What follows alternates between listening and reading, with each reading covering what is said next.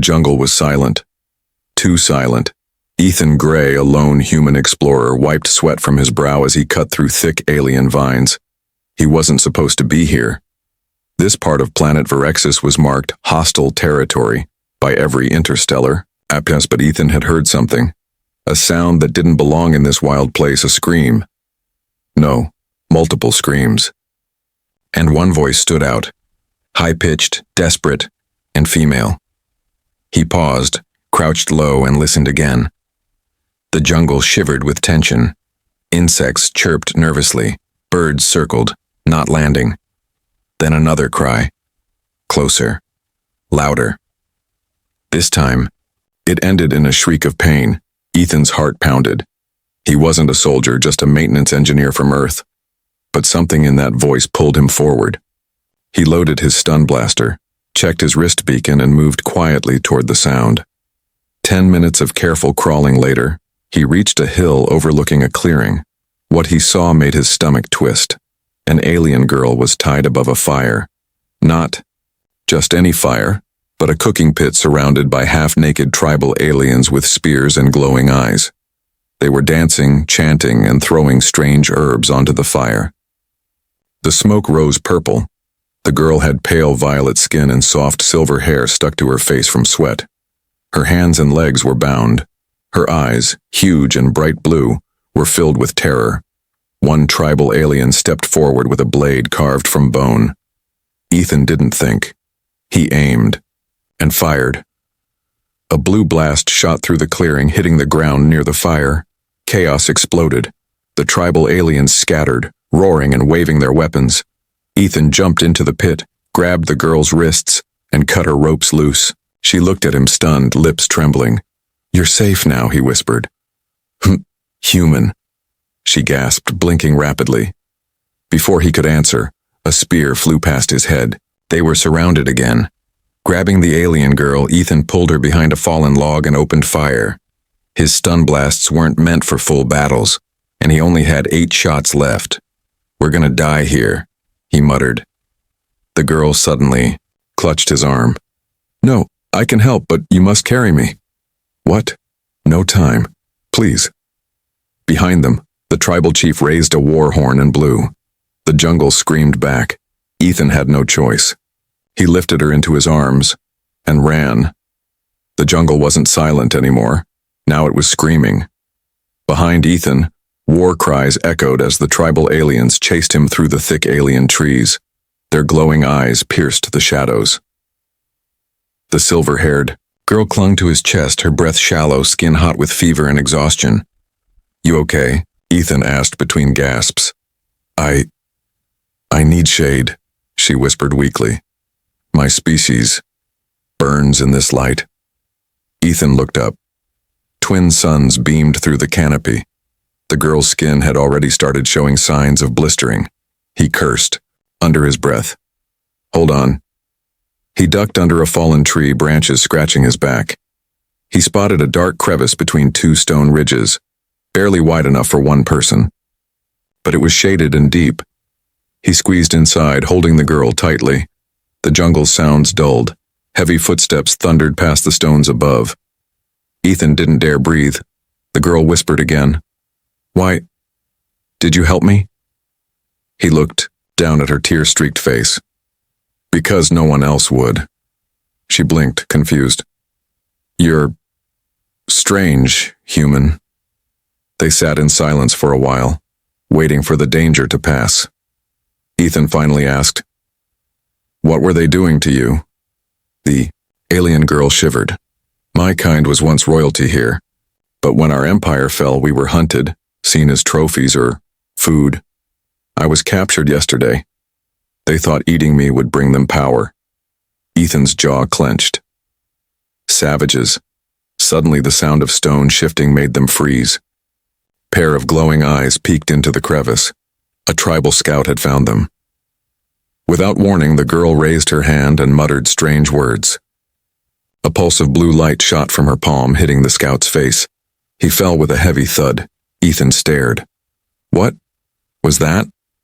"I told you," she whispered, weakly smiling. "I'm not just some helpless girl. Ethan grinned. Good, because I think we're going to need all the help we can get. They exited the crevice carefully. The jungle was quiet for now, but Ethan knew it was just the beginning. He looked at the girl. What's your name? Rilia, she said softly. Daughter of House Lithrin. Nice to meet you, Rilia. I'm Ethan. She tilted her head. That's a short name. He laughed. Yeah, well, humans like to keep things simple. They didn't have a map, food, or backup, and the jungle was full of beasts and traps. But Ethan had made a choice, and he wasn't turning back. He looked at her blistered skin and winced. We need shelter, fast. Rilia nodded. There's an old temple nearby. If we reach it, I can call for help.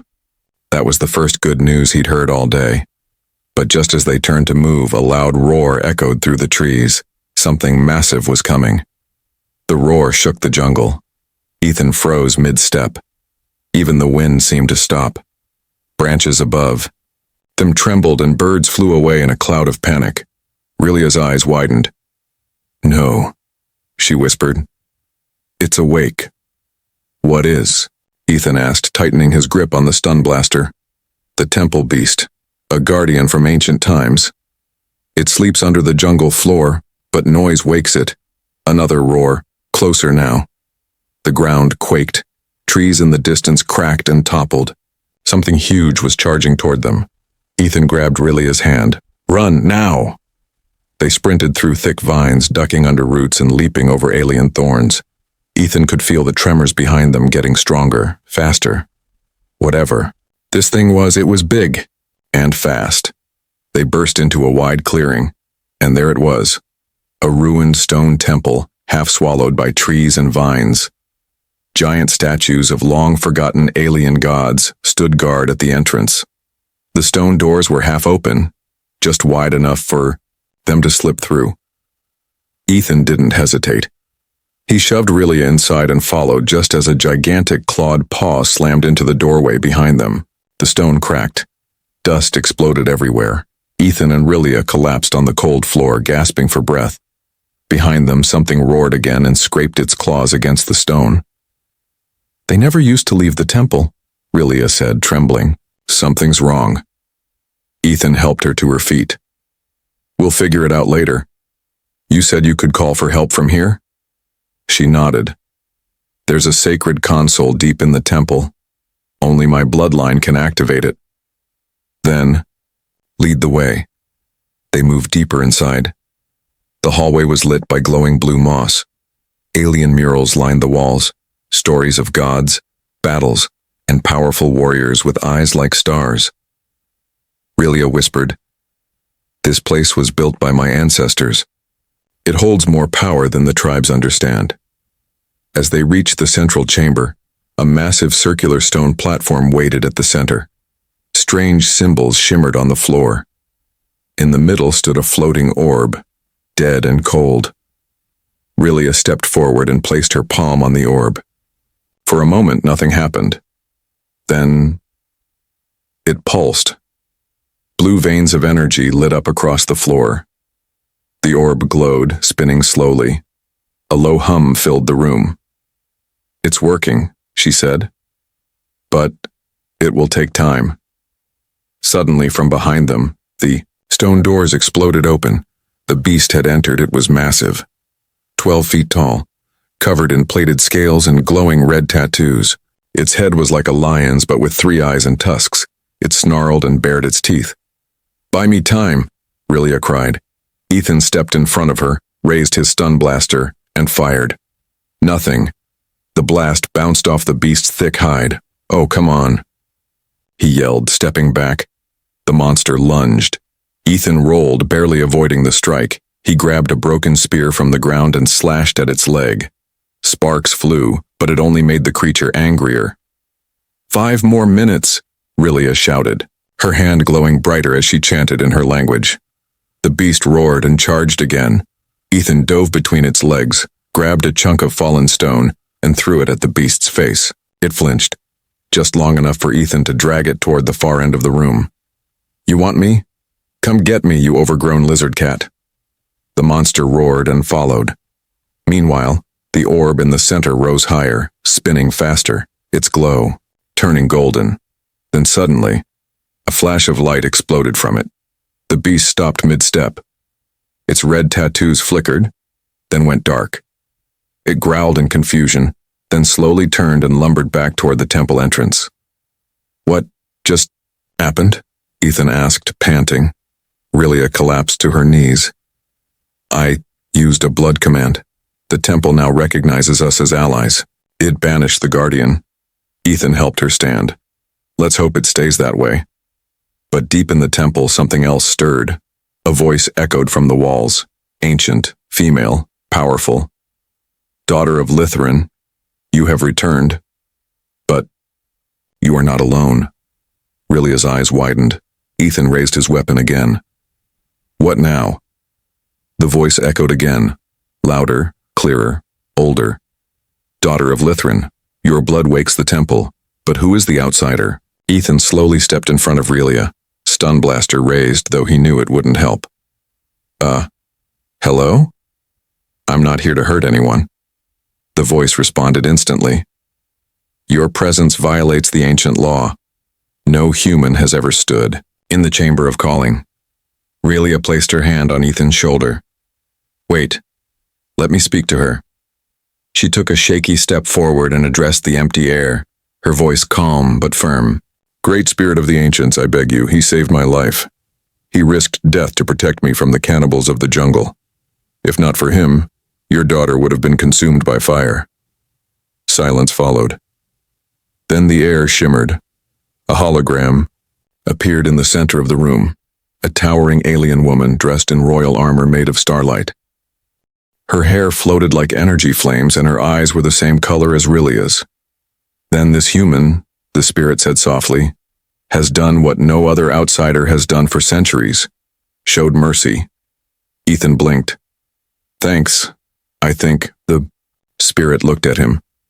"You are brave, human, foolish, but brave, and the universe respects those who protect the fallen." She turned back to Rilia. "But daughter, there is no one left to answer your call. Your people are scattered. Your bloodline extinct." Rilia trembled. I don't understand." 30 cycles ago, the empire fell. The other houses betrayed your family. You are the last living heir to Litharin's throne. But you are not safe. Even now, hunters come for you." Ethan looked at Rilia. "Your royalty?" She nodded, her voice barely above a whisper. "I didn't think it mattered anymore." The spirit continued. "The temple can help you, but it must bond with a protector, one of your choosing." Ethan took a cautious step forward. "You mean, like, a guardian?" "Yes," the spirit said, "but only one who swears loyalty, not to the empire but to her, to defend her with your life. In return, the temple will grant you knowledge, strength, and access to its ancient power." Rilia looked at Ethan, her lips parted. "I can't ask you to do this. You've already done too much." Ethan cut her off. "Rilia, I didn't save you to leave you now. I don't care if you're a queen or a farmer, I'm staying." The spirit floated closer, nodding. "Then kneel, human, and speak the oath." Ethan knelt. "I swear, to protect Rilia of House Litharin. I don't know your wars. I don't know your gods, but I know what's right, and I swear I'll fight to keep her safe." A beam of light shot from the orb and struck Ethan's chest. He gasped. Visions filled his mind.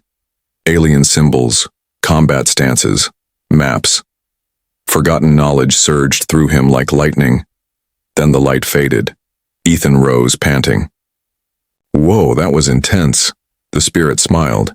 "You are now a guardian of Litharin. The temple is yours to command." Suddenly, alarms echoed through the halls. "Warning. Unauthorized beings approaching outer gate. Weapon signatures detected." Rilia ran to the edge of the chamber. A screen opened, showing a group of armored aliens approaching the temple with energy rifles and cloaked vehicles. She gasped. "Bounty hunters." Ethan stepped beside her, new confidence in his stance. "Let them come." The spirit's voice rang one last time. "Prepare, Guardian. The test begins now. The jungle trembled again, but not from a beast this time. It was something worse. Bounty hunters, armed, organized, and deadly. Ethan stood at the temple's edge, staring at the moving figures on the glowing screen. The heat signatures showed at least 12 intruders, all equipped with plasma rifles, tactical gear, and motion trackers. "These aren't tribal," he said. "These guys are professionals." Rilia looked pale. "They must have tracked my royal blood signal when I activated the temple. I didn't think they'd come so fast." "They're not here for loot," Ethan muttered.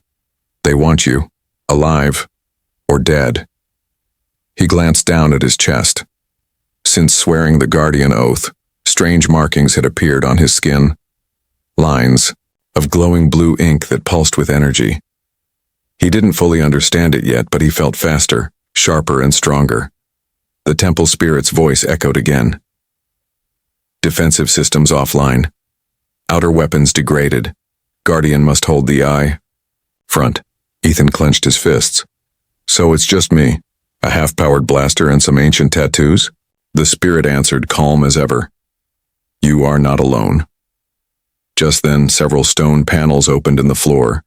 3 floating ancient drones rose into the air, spherical, silent, and glowing. Rilia stepped forward. "These are guardian orbs. Temple defense units. You can command them with your mind now." Ethan smirked. "Nice. Let's give our guests a welcome party." Outside, the bounty hunters reached the temple gates. Their leader, a tall reptilian alien with mechanical arms, raised a fist. "We want the girl. Hand her over and we won't reduce this ruin to dust." Ethan's voice boomed through the ancient speaker system. "Yeah? Come get her then." No warning.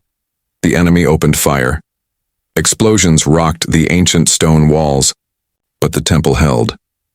Dust rained from the ceiling as cracks formed in the outer hallway. Ethan pointed. "Drones, deploy." The orbs zipped through the air like wasps, each firing high-pitched energy blasts that hit 2 enemies instantly, stunning them. A third tried to roll away but caught a bolt in the leg, falling with a scream. Ethan ran to the second floor, getting a better view. One of the bounty hunters fired a missile. He shouted, "Rilia, brace!" Boom. The blast hit the side wall, collapsing part of the outer corridor. Rubble blocked one entrance, but 2 hunters slipped through before it sealed. Ethan leapt down to intercept. The first bounty hunter raised his blade. Ethan ducked, countered with a punch enhanced by the temple's energy, and sent the alien flying into a pillar. The second attacker struck with an electric baton. Ethan winced as it hit his arm, but the tattoos on his body flared blue, and the pain faded instantly. He grabbed the alien, spun him around, and smashed his head into the wall. More footsteps echoed. "They're breaching deeper," Rilia cried. Ethan turned to her. "You need to reach the control core and restore full temple power." "I'll try, but I need time." He nodded. "Then I'll give it to you." Meanwhile, outside, the bounty hunter leader roared in rage. "He's just one human, take him down." More enemies stormed the entrance, but the drones, paired with Ethan's aggressive defense, kept them at bay. As he fought, something strange began to happen. The temple responded to his movements. When he kicked, floor panels opened and fired light spears. When he rolled, a wall reshaped itself to protect him. He wasn't just fighting in the temple, he was fighting with it. For the first time in his life, Ethan felt like a warrior. In the back chamber, Rilia reached the ancient control stone. She sliced her palm and let her blood drip onto the glowing slab. The temple core lit up, and with a surge of energy the floor hummed. Lights flickered to life across every level. "Full defensive protocols restored," the temple announced. Outside, the skies darkened. From the top of the temple, a giant beam of energy shot into the air and struck one of the enemy ships, sending it crashing into the jungle. Rilia stumbled back, panting. "I did it. Now let's finish this." Back at the front lines, Ethan stood bloodied but still strong. The enemy leader charged with a plasma blade. Ethan raised both hands. His tattoos glowed, and from the ground beneath him a burst of pure temple energy erupted. It hit the leader like a truck, sending him flying into the air, then crashing into a burning wall. Silence followed. The remaining bounty hunters, shocked, bruised and afraid, fled into the trees. Ethan leaned against a pillar, breathing hard. Is it over? Rilia walked up behind him and smiled. For now. But both of them knew. This was only the beginning. Because now the galaxy knew she was alive. They left the temple at sunrise. The sky over the jungle turned gold and violet as Ethan and Rilia stepped out from the broken front gate. Smoke still rose from the wreckage. Alien bodies lay scattered across the vines and stones. But the temple stood proud, safe again. Rilia looked back one last time. This was once a place of peace, but now it's a battlefield. Ethan nodded. We made it one. She turned to him. We can't stay. More will come. Not just bounty. Hunters, but entire houses, governments, they'll all want to claim me or destroy me. And you? Ethan asked. What do you want? She looked up at him with tired eyes. To live, to be free, and maybe to rebuild what was lost. Ethan smiled. Then we better find a ship. They traveled on foot for 2 days, hiding, during the heat, moving at night. Rilia's energy was returning. She could now walk without help, and her powers, ancient and rare, were slowly waking. On the 3rd day, they reached an old crash site, a small human scout ship, half covered in moss and alien vines, sat leaning against a stone cliff. Ethan's eyes lit up. I can fix this. You sure? Rilia asked. I'm a miner and mechanic. This old thing's like a toaster compared to what I've worked on. Inside the cockpit, he wiped off the dust and opened the core panel. Power was dead, but the drive crystals were still good. We'll need to reroute energy from the backup chamber, Ethan said. It'll take hours. Rilia nodded. Then let's begin. I'll keep watch. Night fell. The jungle grew quiet. Again. But this time, it felt wrong. Rilia sat near the ship, her silver hair glowing in the moonlight. Then, she heard something. A whisper. Not in sound, but in her mind. You carry forbidden blood. She stood up quickly, looking around. Who's there? Then she saw it hovering in the trees, a black drone, sleek and silent with glowing red markings. It scanned her once, then vanished into the trees. Rilia ran inside. Ethan, we've been spotted. A dark probe. Ethan snapped up from under the engine. A tracker? She nodded. The houses of Kaith. Assassins. If they know we're alive, they'll come fast. Ethan grabbed his toolkit and locked down the last fuse. Then we're leaving now. He flipped the ship's switch. The engine roared. Lights blinked to life across the console. The ship was alive. They jumped in, sealed the hatch, and Ethan grinned as the engines lifted the craft off the ground. Told you I could fix it? Rilia smiled, but it didn't last, because above them, in orbit, a massive shadow moved. Not one, not two, but 3 warships appeared in the upper atmosphere. Symbols from the House of Kaith marked their hulls, and they were coming fast. Rilia gasped. They're here. Ethan activated the thrusters. We can't outrun warships. Rilia placed her hand on the console. Her eyes glowed. We don't have to. The ship shimmered for a moment and vanished. Stealth cloak active, she whispered, but only for 1 jump. We'll need to choose carefully. Ethan looked at the star map. Where do we go? Rilia hesitated. Somewhere no one follows us. Somewhere we can find allies. And maybe answers. Her finger tapped the far edge of the map, a system long abandoned. Marked only by 2 words, Black Hollow. Ethan nodded. Then that's where we're going. He punched the coordinates in. The stars stretched, and the ship vanished into hyperspace. But far behind them, in the Kaith warship, a woman in a black crown watched the flickering signal on her screen. She smiled coldly. Let them run. No one escapes the hollow. The stars twisted like ribbons. Ethan gripped the sides of the console as the stolen scout ship ripped through hyperspace. His heart thudded in his chest. Relia sat beside him, eyes closed, lips moving in a silent prayer. The ship rattled once, then dropped out of hyperspace. Silence. They had arrived. Outside the viewing screen, space was a vast emptiness. No suns, no planets. Only a swirling black cloud at the center of a dead system. The hollow, Relia whispered. They say no ship that enters comes back. Ethan glanced at her. Perfect place to hide then. No, she said, shaking her head. It's more than that. My people believed the hollow was cursed but also sacred. A place where the first bloodline was created. Ethan leaned back in his seat. And what are we hoping to find? She stared into the dark. A message. A secret. A chance. The ship entered the hollow. Almost instantly the sensors died. Lights flickered. Gravity shifted strangely. The stars behind them disappeared, swallowed by the black. Relia placed her glowing palm against the screen. Suddenly a beam of silver light emerged from the void and scanned their ship. Then, the ship began to move on its own. What the... Ethan reached for the controls, but they weren't responding. It's okay, Relia said, her voice calm. It recognizes me.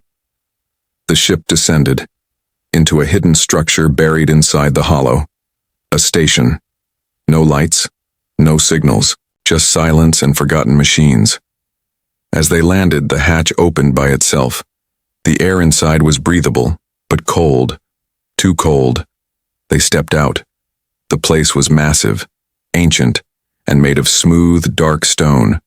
Alien glyphs lined the walls. Everything felt alive yet asleep.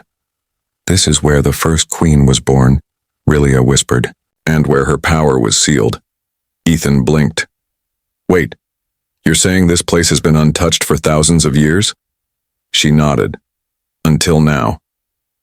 They reached the central chamber. In the center stood a pedestal, glowing faintly. On it lay a crystal orb, pulsing with soft red light. Relia stepped forward and placed both hands on it. The orb reacted, light exploded across the walls. Symbols, memories, holograms. A voice filled the room. A woman's voice, calm and powerful. To my last daughter, if you have found this, then the bloodline still lives. Ethan stepped closer, watching in awe. Our enemies are many, but the greatest secret is not our blood. It is what it carries. Suddenly the chamber shook. The light shifted to red. Warning. Foreign signal detected. Relia looked at Ethan. They followed us. Back in space, a Kaith warship had exited hyperspace outside the hollow. It launched smaller drones, slim, stealthy, fast.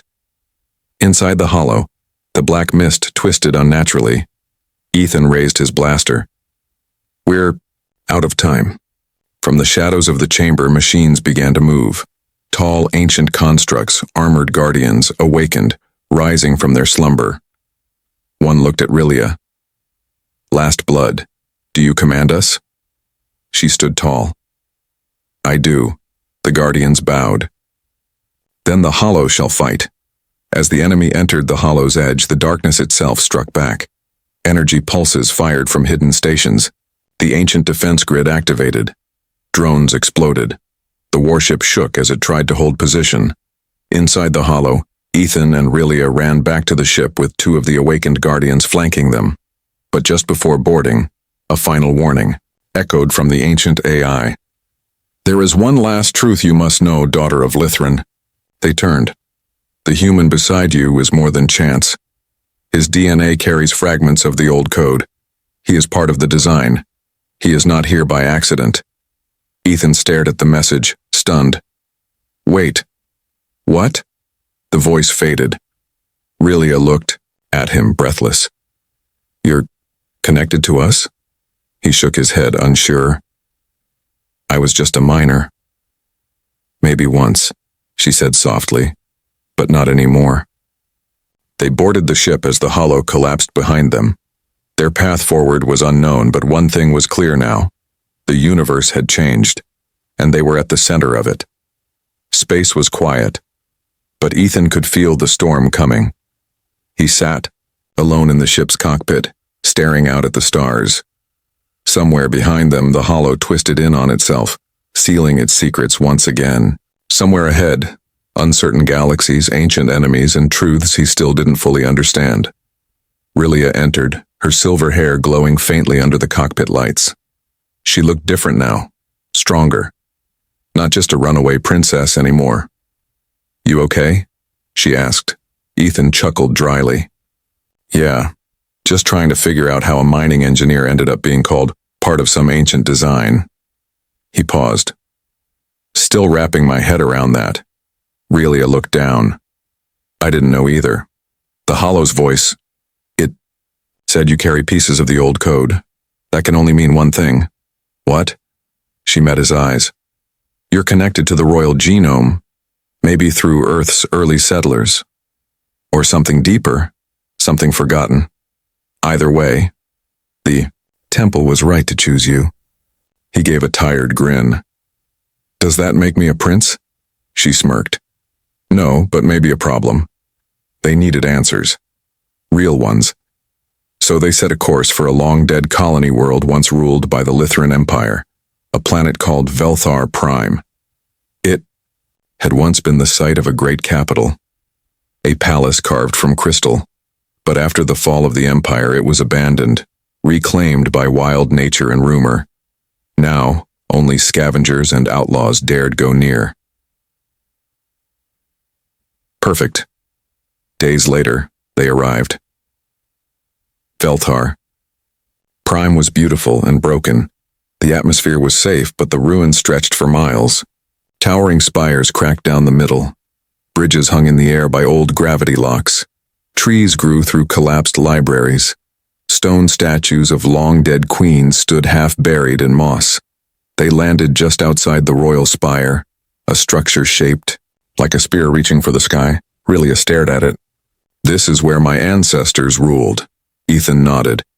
"And maybe where we find out what the galaxy's really hiding." Inside, the halls were cold and echoing. Their footsteps echoed too loud. Then, they weren't alone. A shape darted past them. Another. They were surrounded. From the shadows came a group of masked figures in dark cloaks, carrying plasma bows and scrap-forged weapons. Rilia raised her hands. "We're not here to fight." A woman stepped forward. Her mask was cracked. Her eyes glowed yellow. "No one comes here without reason," she growled. "Who are you?" Rilia stood tall. "I am Rilia of House Lythran, daughter of the last Empress." Silence. The woman ripped off her mask. She was old, battle-scarred, but tears welled in her eyes. We thought you were dead." "I lived," Rilia said softly. "And now I've returned." The survivors, loyalists of the old bloodline, brought them deeper into the ruins. There, hidden beneath the floor, was a chamber untouched by war. Door, throne room, and in its center the Lythran throne, floating silently in blue light. The old woman bowed. "We've waited decades. We knew one day the rightful heir would come." Rilia approached. "I don't come to rule. Not like before. I come to protect what remains, and to stop what's coming." Ethan watched as she sat upon the throne. The room pulsed with ancient light. The systems came alive. Royal signature, confirmed. Crown restored. Defensive access granted. Then the temple lit a star map. Dozens of red marks blinked across the galaxy, one by one. Each marked a house. Each marked an enemy. And one symbol, larger than the others, flashed in dark, crimson, a spiral. A name Rilia whispered with fear. The Devourer Fleet. Ethan frowned. "What's that?" Her voice dropped. "The ones who started it all, the real threat. They erased the First Empire, and they're returning." Ethan stood beside her. "Then we stopped them." She looked up at him. "No, we lead." The throne glowed beneath her. But it wasn't just a chair anymore. It was a beacon, calling out across the stars. Rilia sat silently, eyes closed, her body pulsing with the throne's blue energy. It was reading her DNA, her blood, her thoughts. All around the chamber, ancient systems woke from centuries of sleep. Holographic banners of the Lythran Empire shimmered to life. Ethan stood beside her, arms crossed, watching the screen. The Devourer fleet signal blinked red again and again. Every few minutes a new one appeared, closer than the last. "They're moving fast," he muttered. Too fast. The loyalists in the room began to whisper in fear. Most had grown up, in hiding, never expecting to fight again. Rilia opened her eyes. "No more running," she said. "We gather allies. We reveal the truth. We fight back." Later that day, a council was formed, Rilia's first. Survivors from the loyalist clans, scavenger captains, exiled nobles, and even an alien merchant who once served her mother. But most surprising of all, humans. 2 Earthborn traders, part of a deep space salvage crew, had been living on Velthar Prime for years. When they saw Ethan, wearing Lythran markings and standing beside the throne, they saluted. "You the one who took on the Hollow?" one of them asked. Ethan grinned. "Depends who's asking." The trader laughed. "You've got guts, name's Vickers. If you need ships, I know people. Human people." That was when it clicked. Humans, scattered, underestimated, dismissed by the major houses, had numbers. They had tech. And most importantly, they had nothing to lose. Rilia turned to Ethan that night. "We need them. Your kind." He nodded. "And they'll follow me, but only if they know what they're fighting for." Over the next week, the plan formed. Rilia would announce her survival publicly, using Lythran frequency codes no one else could fake. She would call for any surviving allies, vassals, or rebels to meet at Velthar Prime. At the same time, Ethan would use the old Earth trade network to contact human stations, freelancers, merc groups, and smugglers. A double call. 2 bloodlines. One goal: stop the Devourer fleet. When the broadcast went out, the galaxy held its breath. At first, silence. Then, one by one, signals began to return. From icy moons, asteroid colonies, ruined stations and deep space caravans, alien outlaws, pirate queens, forgotten knights, and yes, human warbands. Tough, loud, wild, and ready. 3 days later, the first fleet arrived, not massive, not beautiful, but fierce. The largest ship among them was a converted mining freighter from Earth painted with red flames and carrying a railgun the size of a shuttle. Ethan met them at the landing platform. Their leader, a massive man with a shaved head, stepped forward. "You Ethan?" "Yeah." "You saved a royal girl and pissed off half the galaxy?" "Sounds about right." The man grinned. "Then we're with you." The Human-Queen Alliance was born. For the first time, humans and Lythrans stood side by side, not as subjects and rulers, but as partners. Rilia looked over the gathered warriors, scouts, and ships. Some polished, most patched together, all dangerous. She raised her voice. "The galaxy thinks we're broken, forgotten. But we are still here." She looked at Ethan. "This man saved me when no one else would. Now I fight beside him.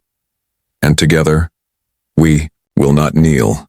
The crowd roared, and above them, the stars burned. As the Devourers drew near, the stars trembled. Across the galaxy, systems flickered under the growing shadow of the Devourer fleet. They came like a storm. Black ships with glowing red veins shaped like knives and serpents. They consumed everything in their path, stations, planets, life itself. And now, they were headed for Velthar Prime. But this time, someone was waiting.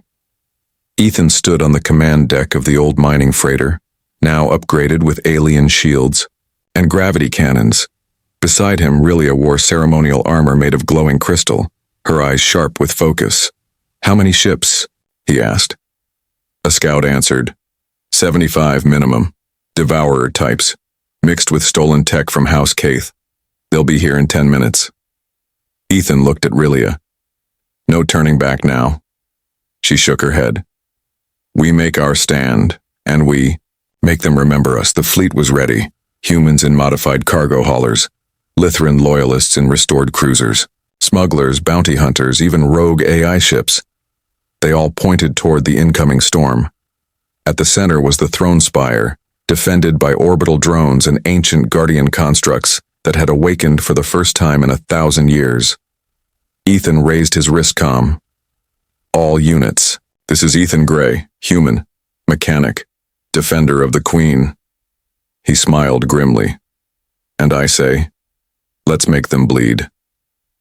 The battle began. The first Devourer ships hit hard, launching piercing beams that sliced through weaker ships. But the humans fought like devils, darting between wrecks using junk as shields, surprising the enemy with wild, unpredictable tactics. A freighter pilot screamed, "For Earth!" A Lytheran gunner replied, "For the bloodline!" Explosions bloomed across the battlefield. In the command ship, Ethan manned the railgun himself. The old weapon groaned under its power, but every shot hit with the force of a meteor. Rillia's voice rang through the Allied channel. Strike now, push them back, no mercy. But then, the sky darkened further. The flagship arrived. The Devourer mothership, a massive, bone-covered fortress that stretched for miles. Its arrival alone disrupted systems. The stars blinked. A wave of energy shorted engines across the front. A massive beam fired from its core, striking one of the Lytheran cruisers.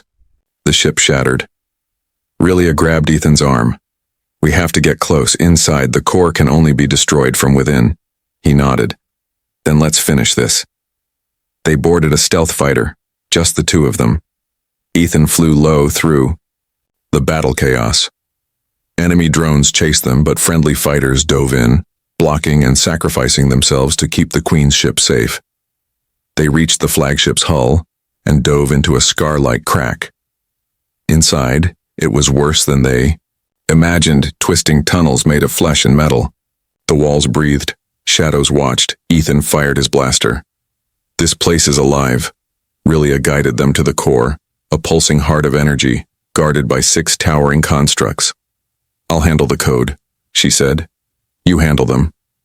Ethan grinned. Of course. Just 6 giant murder bots. No big deal. He fought like a storm, powered by the bond with the temple. His punches cracked armor. His reflexes were no longer human. Every step he took, the throne's energy backed him. Rillia reached the core and placed both hands on it. She began chanting in the old tongue. The constructs fell one by one. Ethan dropped to his knees, breathless, bleeding. Then, the core cracked. Massive explosion of blue and red light lit the chamber. The mothership screamed, literally, then began to collapse. Rillia ran to Ethan. We have to go now. They barely reached the fighter. As the ship escaped the collapsing flagship, the Devourer fleet began to panic. One by one, they detonated or jumped away. The war was over. Hours later, Velthar Prime was quiet. Rillia stood atop the royal spire overlooking her people, human and alien, side by side. Soldiers, engineers, farmers, orphans, survivors all. Ethan stood beside her, his armor cracked, but his eyes alive. Rillia turned to him. You were just a miner once. He smiled. Still am. I just dig in different places now. She laughed softly. And now? He looked around. Now I help rebuild the galaxy, with a queen who used to be grilled over a fire. They both laughed. Together,